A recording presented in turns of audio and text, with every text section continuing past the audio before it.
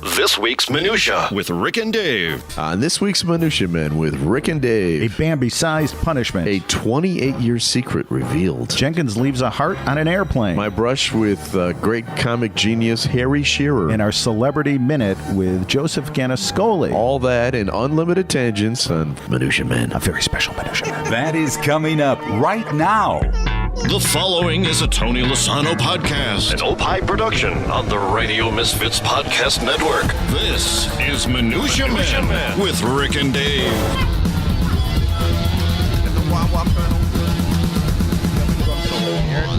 Yeah. Dave is jamming. Just snapped a hammy doing that. All righty. Rotator cuff just going down. Coming up on the show later on today. Joseph Gannascoli, and you may know him as Vito from The Sopranos. Probably my two favorite serial episodic shows are The Sopranos and Breaking Bad. Yeah, great. And Vito is going to be on there. Vito is the character, if you remember, if you were a Sopranos fan, who was the gay character. And that storyline really was one of the most interesting parts of that show. And we're definitely going to ask him about that. And I love The Sopranos. Absolutely love The Sopranos. Very excited about that.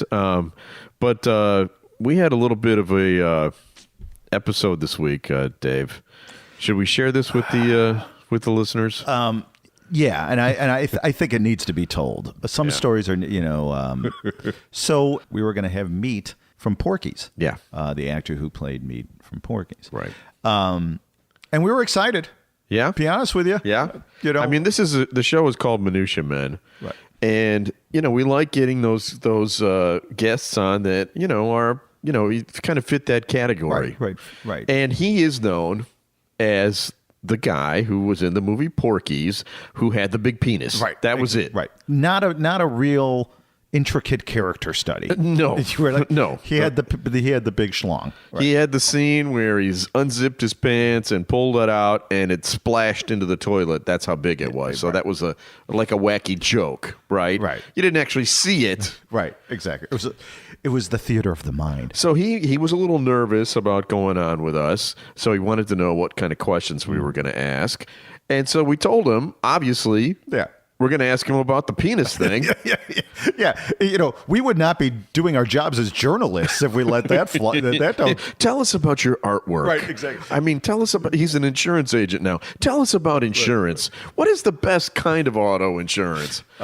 Meat, we don't care what Meat says about his insurance. We really don't. Right. Well, there was a story that we wanted to talk to him about, that he used to bench press cars. Yeah, that's true. He was such a big guy who obviously doesn't have a big sense of humor. He does not have a good sense of humor because when we sent him the parameters about our questions, he said that he's going to pass because we are too silly and disrespectful. Yeah, so, but you know what? Joseph Gannascoli, Vito from The Sopranos didn't think we were disrespectful. Nope. Neither did billionaire Mark Cuban. Yeah, right, exactly. And Gerardo, teenage heartthrob. So yes, I mean we have, we've got some pretty good guests, but apparently Meat is not going to be one of them. Yeah. I had something happen to me, and I've been kind of stressed out. Yeah. The end of the year, Eckhart's Press, we're real busy. Yep. This whole Meat thing is bumming me out. Yeah. So I was at Jewel yesterday, and I had my blood pressure checked. Yeah. And it was high. I mean, it was... Yeah. Well, who you're talking to here. I mean, if there was a siren, it would be going off, right? So I decided, well, you know what? I'm anxious. I need a meditation type app because they've got hundreds of these meditation apps, right? Yeah, I actually use them. Do you really? Yeah. Wow, this is a side of me that I've never seen before. So I downloaded one of these apps, and it's called Calm. Okay? Yeah. And I downloaded it, and it came up on my screen. And then this morning, I woke up. And you were calm. Well, no, I tried to use it, and it wouldn't open. Which just increased your stress level. I started to get pissed at it. And I'm like, God damn it. My meditation app isn't working. Yeah. If you're a meditation app, you better work. Yeah, exactly. Because I've got like 3 times less. I need to use you like 19 times more, which maybe is good prospect for business. If they make the app bad, then you go back more often. All right. Well, are you ready to do some minutia for the ladies and gents? Let's do some. This week's Minutia with Rick and Dave. Missouri. Yes. State not too far The from show us. me state. The show me state. Let me give you this headline. Missouri man must watch Bambi monthly as part of poaching punishment, judge says. A Missouri poacher involved in the illegal killing of several hundred deer over 3 years, taking their heads and leaving their bodies to rot, must watch the Disney classic Bambi once a month while he remains behind bars, a judge reportedly ruled. Now, Once a month. Come on. Yeah. Well, no, he has to watch it every month. Yeah, I know, but still. Oh, it's a big deal. 12 times. Now, it is sad, and Bambi's mom does die at the end. Yeah, but if you have kids, anybody who's listening that have kids, Yeah. seeing one crappy kids movie a month, Oh, yeah. I could do that kind of time standing on my head. Yeah, you know? I still have the words to "Life is a Highway" running through my head all the time Because of Cars. Because of the movie Right, Cars, and my son Sean watched that movie 7 million times. We don't eat frozen food anymore because of Frozen. Yeah, I've never seen that one. Yeah, it's actually pretty good the first 3 times you see it. Right, And then- exactly. Didn't your kid Oh, do, yeah. do Yeah, reviews yeah. of Right. shows? That's true. When I was John Landecker's producer, my sons Tommy and Johnny both did movie reviews of kids' movies. I have one right here. This is Johnny. What is your name, young man? Johnny. Johnny. Oh, he's so a half cute. pint movie critic, isn't that right? I have blue and silver and pale. Yes, you do have blue and shovel and pail on your shirt. That's very nice. Now, what movie did we see, Johnny? Monster Inc. Oh, And what did you think of it? Fun, because I wasn't scared of it. I think we can see it again tomorrow. Yeah. Grover's son, he has a pink nose. Now, if you had to give it a rating, would you give it 1 star, 2 star, 3 stars, or 4 stars? How many stars?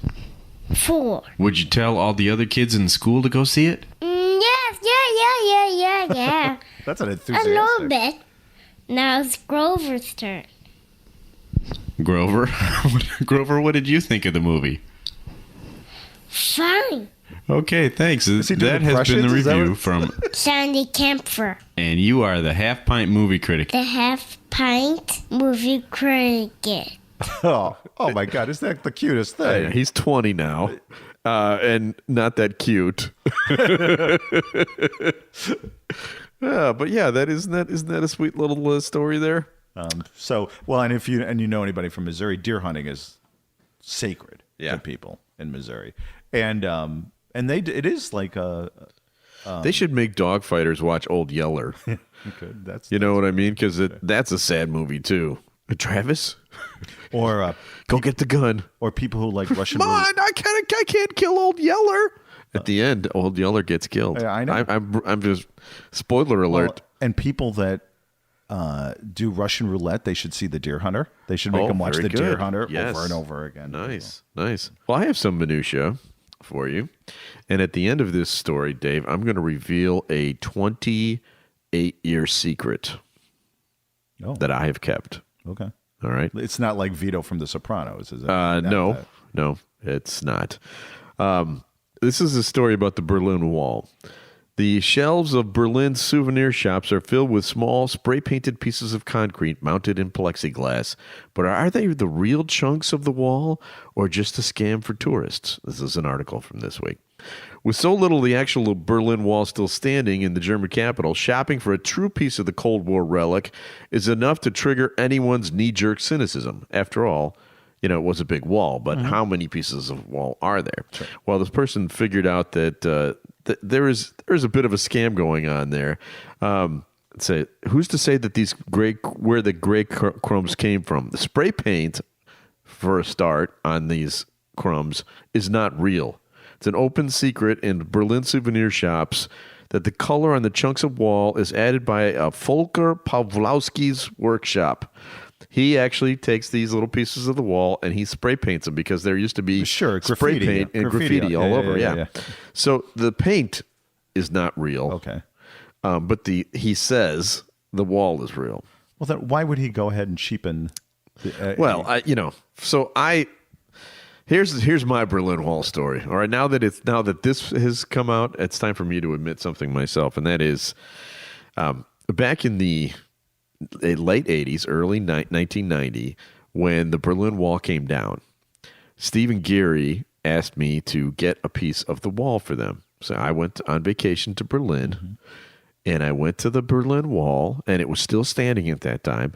And you were allowed to take a chisel and take a little chunk out, and I did. I took a chunk. I took like 3 or 4 chunks out, and I found a place that had graffiti and paint and stuff on it. And then I brought it back, and I was going to give it to Steve and Gary, but Steve and Gary were really mean to me. They were really mean to me. I'm not going to do it now. When I came back, because I'd been gone for 10 days, and apparently I hadn't prepared my replacement well enough, and things had gone wrong, and they were ready to kill me when I walked in the door. Yeah. So I just took the grief from them, and I said, and I had the Berlin Wall in my pocket, and I said, "Oh, you know what? I forgot it. I'll bring it tomorrow." Right. Okay.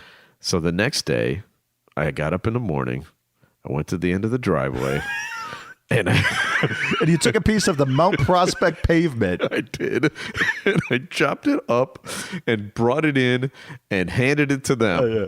And they looked at it and goes, "What's this?" I said, "That's the Berlin Wall." Yeah. "Well, it just looks like concrete." Yeah. I said, "That's what the wall is. Yeah. It's concrete." I was like, "All right." Well, I remember one of them, I can't remember if it was Steve or Gary, put it in plexiglass, put it on the wall. And it was his most prized possession ever. And for 28 years, I have not told them that was just a piece of Mount Prospect concrete.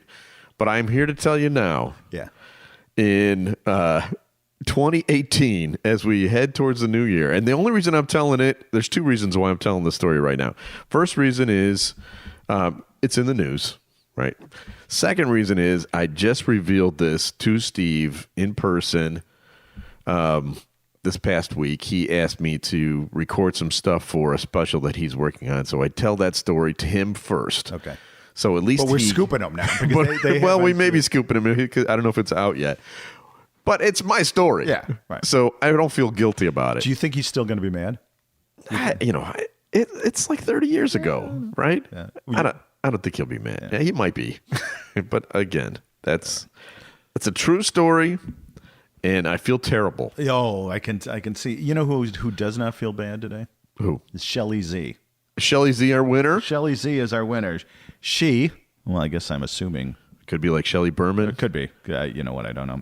What she did is she retweeted, and she followed us on Twitter, and she got a prize pack that is going to be the envy of pretty much the entire Twitter sphere. Great. She's got the Balding Handbook coming her way. All right, that's a $0 value. It's a $0 value. She's got a pothole certificate.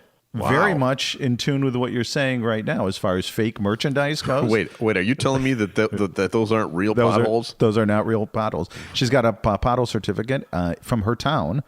I know where she lives, so I'm going to find a pothole that's nearby. Great. Or just assume there's a pothole nearby. And a shit holder. It's almost like it's a big scam. And a shit holder's coffee mug. Oh, I forgot about those. One of those too. We are all shit holders. So all of that to Shelly. And all she had to do was retweet us. Retweet and follow us. That's so easy to do. Come on. You roll out of bed. We are available everywhere too. We're on iTunes. We're on Stitcher. We're on Google Play. Spotify. Come on. Yeah. If you can't find us, you're not trying hard enough. Exactly. So congratulations, Shelly. Yes, congratulations. Fire up the Jenkins. I love Jenkins. When you're on the job and you're not doing it right. Jenkins! Time now for Dave to share stories of employee screw-ups. Jenkins! It could only be Jenkins with Rick and Dave. Jenkins! All right, tell me about Jenkins. Headline, human heart left on board Southwest flight prompts in-air turnaround, report says. Whoops. A Southwest Airlines flight traveling from Seattle to Dallas was forced to turn around mid-flight Sunday after officials realized a human heart had been left on board. Passengers were shocked when the captain explained that the heart was intended for delivery to a Seattle hospital after a previous flight, But they forgot it in the overhead. I thought you had the heart. No, I've got the liver. So there you go. Southwest didn't provide the name of the company that shipped the human heart, nor the guy who's inevitably going to get fired. Right. But confirmed that it specialized in shipments that are life critical, the Times reported. But no Seattle area hospitals claim to be involved, according to the paper. Well, that's definitely a Jenkins moment. Well, here's a funny little thing, too. So after the flight was turned around, they discovered there was an unrelated mechanical issue, and they were delayed another 6 hours. Is that true? Yeah. So there are some pissed passengers there. I don't give a shit whose heart it was. I got to get to Des Moines. A random name pulled out of Rurik's bowl of brushes with celebrities. Mixture, collection, selection, assemblage, medley, assortment, variety. Time now for Celebrity Potpourri With Rick and Dave. All right, this is the part of the show where Dave reaches his hand into the Costco jar, pulls out a name of a celebrity, and I have to tell the story of having met that celebrity, and hopefully it's a good story. Sometimes it is. Sometimes it isn't. You're at about a 67% good stories, I think. You know, for the most part, they're pretty good. There's something there. I love this guy, Harry Shearer. Okay, Harry Shearer. All right, dipping into the memory banks for this. This goes all the way back to the Stephen Gary years also. Mm-hmm. Harry Shearer was on our show semi-regularly until he guest hosted the show for a couple of days. And I want to say this was 1990, maybe 91. And then there was some sort of a rift between Steve and Harry. And it was about something that Harry said or did on the air, and I can't remember what that was. But here's what I remember about Harry, because I was there. Even though Steve and Gary were gone, I was not. Harry is... I feel kind of even guilty saying this, but I'm going to... Hey, we're keeping it real here, man. Well, we're ripping celebrities left and right. Hey, we're keeping it real. He doesn't bathe as much as people should. Let's put it that way. And I'd say around hour 3, I was like, because I've got the gag reflex. Even back 30 years ago, you had that same reflex. Oh, yeah. And it was, there was a... I'm sorry, Harry. It was a funny show. It was a really funny show, but wow, did the BO stink. It was. It could have just been a situation. Bad day. Maybe it was you. You ever think that maybe it could have been you when it wasn't wafting the other way? No, it wasn't me. He's a brilliant. He is. He's great. Don't get me wrong. It might have just been the stress of the moment or whatever. I'm on Team Shearer here. I think you're full of it. Well, it is what it is.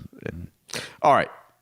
We can talk about celebrities, but we can talk to celebrities, and that's what we're going to do now. Time now for the Celebrity Minutia Minute. Hey, you got a minute? Celebrity Minutia Minute. With Rick and Dave. All right, very excited. This is a big day on the Minutia Man podcast. On the phone right now. I think the first mobster. Mobster not actor. A mobster. He's not a mobster. Actor. Yes, we've got Joe Gannascoli, who played maybe the best character, my favorite, on the show The Sopranos. He played Vito.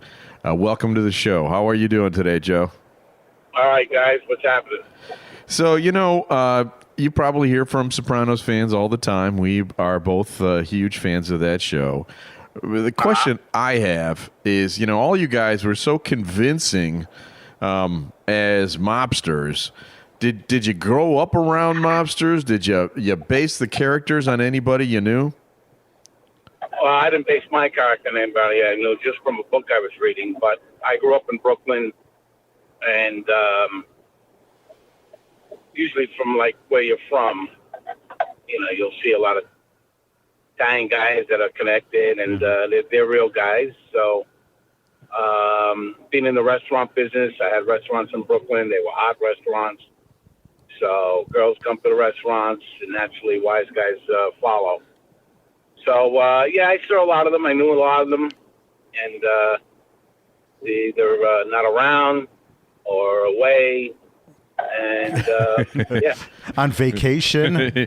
You got 3 to 5 year vacation. Pretty much. Yeah. As the thing that I loved about Vito is such a complex character. You were a closeted gay man. And I understand that the whole idea was yours based on something that happened in real life to put the, to make Vito gay. Is that true, or can you kind of walk us through that? No, it didn't happen in any life I knew. It was from a book I was reading called Murder Machine, and it was about a crew that in Brooklyn that Roy DeMeo ran. And I recommend reading it, and I was reading it, and in his crew, he had a gay guy named Vito, believe it or not. And I took the idea to one of the writers, and actually took them 2 years to actually do something with it. But I'm proud to say that it's the only suggestion that David Chase used from any of the actors. Oh my God! Well, it was a great suggestion. I mean, it really made it. That whole storyline was really interesting. I thought. I mean, it's something that you never see in any other mob movie or mob related thing.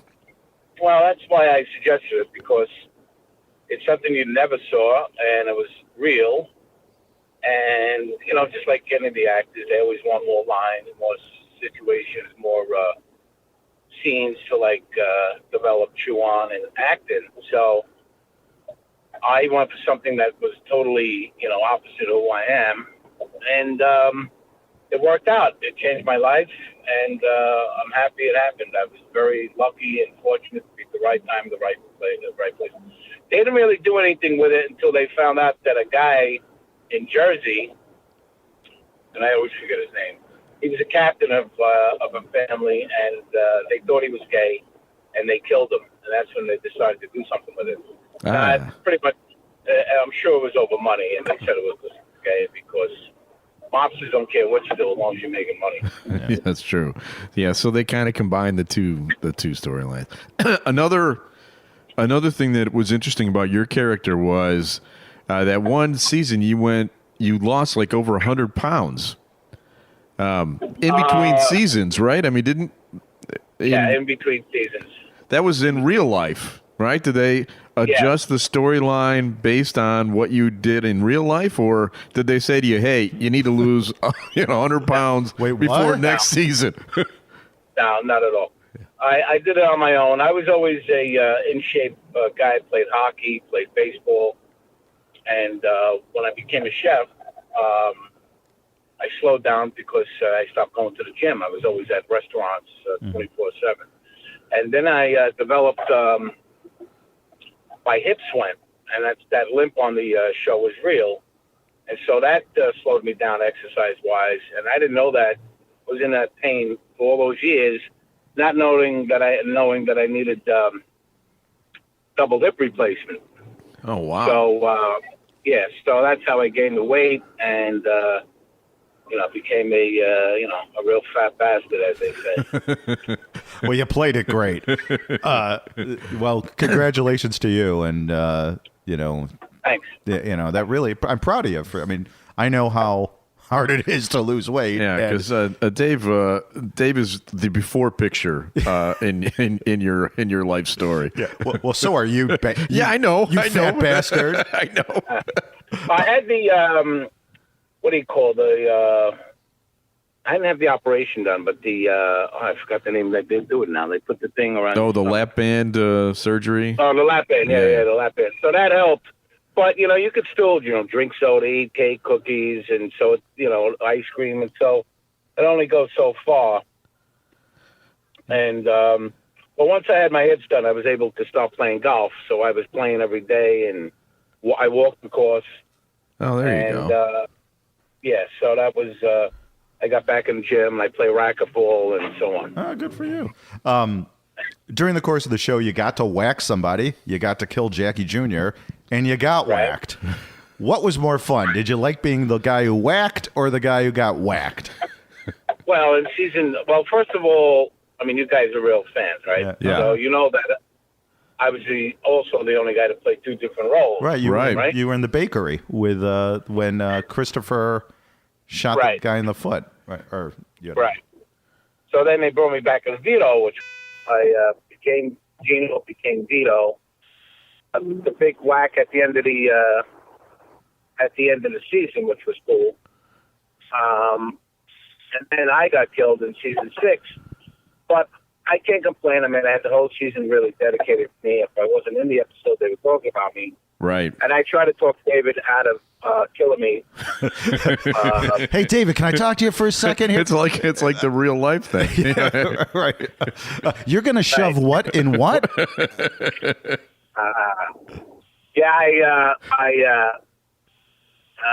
wanted to make it to the last season, part B of season 6. But like I said, if I wasn't in the episode, they were talking about me. So I had a great season, and I can't complain. Oh, it was absolutely. Do you stay in touch with any of the other actors from the show? No, not really. I mean, I've come across a few of them, doing stuff. And we did a Christmas thing with Tony Sirico with Golden Walnuts, and Vince Garofalo with Johnny Sack. We did a Christmas thing for TNT. But I really, I had a sort of a falling out with one of them. Oh. And that kind of soured a lot of relationships, which I wasn't happy about. And all those guys were at my wedding, so what are you going to do? Yeah. Well, good vibes, Jeff. Yeah. So you're like the Renaissance man. You're an actor, you're a chef, a novelist. You wrote a book called Meal to Die For. Right. Of all those things. A cookbook novel loosely based on my life. Oh, there you go. I lived in New Orleans for 3 years. Of all those things that you've done, what is the most fun that you enjoy the most? I enjoy cooking. Even though I had restaurants, being a chef, I mean, that's hard work. It's time consuming. It's tempting with drugs and alcohol. I've never been a drug guy, but you work hard, and then you're so pumped up that you don't want to go home. You want to go out afterwards. And yeah. You get tanked up. There's a million broads, and it's a rough life. You worked at the Commander's Palace in New Orleans, didn't you? Yes, I did. Well, that's one of the most famous restaurants in America. Yeah, that was a great experience. After Paul Prudhomme, before Emeril Lagasse, I was right in the middle with a German chef. Okay, German chef. So, but the thing I like about cooking is that my thing is just to make specials and just see what's around, get stuff in, come up with 4 or 5 specials for the night. That's what I like. Is the creating part. Are you cooking now? What are you doing now? I was cooking. I was cooking in restaurants where I'd make different dishes out of the big Parmesan wheel. I'd cook the pasta right in the the pasta would come out and I'd finish it in the big Parmesan wheel. Yum. And you scrape the cheese, you heat it up with some brandy, and you toss the pasta in it, done on the floor. So I was doing that. I wasn't in the kitchen. I was still cooking, and that was fun. I have a licensed product for the NFL I came up with that does pretty well. Well, what's that? Tell us. It's called Bottle Skins. It goes over. It's a cover. It's a sleeve that goes over a 5-gallon water bottle or a propane tank or a waste paper basket, and it's licensed by the NFL, or I have the license by the NFL, college, NHL, the military, and Realtree Camouflage. Wow, you really are the Renaissance man. Yeah. What are you doing on our crappy podcast? I never say no to. I usually never say no. I mean, listen, I'm a pretty boring guy. I don't have much going on, but I'm a big sports fan. And you guys are in Chicago, right? Yeah. Yeah. So I threw the first ball out at Wrigley, right from the rubber, through a strike. Nice. All right. Vanilla was pitching. I was managing. And then that same weekend, I was at the Blackhawks game. I'm a huge sports fan. I was at the Blackhawks game, and they were playing game next to last in the Red Wings, and I was there with a friend, and we were getting all juiced up. And between the second and third period, they say you want to shoot the puck. Oh, how they shoot it. Is that right? Yeah, they always have the hot one. I'm like half in the bag over here. I don't want to shoot the puck, and I played hockey. They said, "Oh, come on, it'll be fun." Meanwhile, I go to center ice. I nailed it twice from the center ice right through the hole. It's on YouTube. Vito shoots the puck. It's pretty cool. All right, we will definitely post that on our site. Hey, much health, much happiness to you. It sounds like you're doing great. Hey, if you're ever in Chicago, come over and you could cook us food. How does that sound? We'll even. I love. We've got booze. I love Chicago. When was the last time you were here? When was the last time I was there? Yeah. Oh, see, I was there for maybe the Ace Hardware show. And I go to my favorite spot, the Viagra Triangle. Oh, yeah, of course. Yeah, like Gibson's and Carmine's and all those places over there. Carmine's, Gibson's. So that's where people can find you if you're ever in Chicago. You go to Gibson's, Carmine's, or if I'm ever in town, I'm probably in the square right over there, smoking a cigar and watching the scenery. Sounds great. Well, welcome anytime. Thanks, Joe. Appreciate it. You got it, pal. Enjoy. Merry Christmas. Bye-bye. Thank you.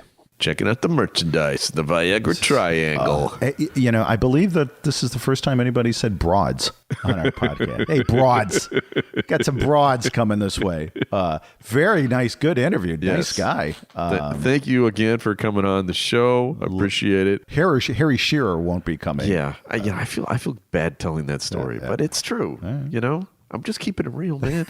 I'm just keeping it real. You know who else is going to keep it real? Not meat. Not meat. If you'd like to know more about Rick and Dave, you can find us at eckhartspress.com. Well, that's it for this week's edition of Minutia Men. Special thanks to executive producer Tony Lasano with opishows.com. Opie is hippo backwards. OPPIH shows.com. Distributed by Ed Silla from the Radio Misfits.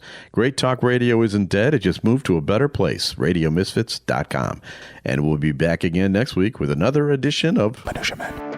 The preceding was a presentation of Opie Productions. Find our other great shows wherever you find podcasts, including opishows.com. Thank you. This has been a presentation of Opie Productions. Tony, can you shut up?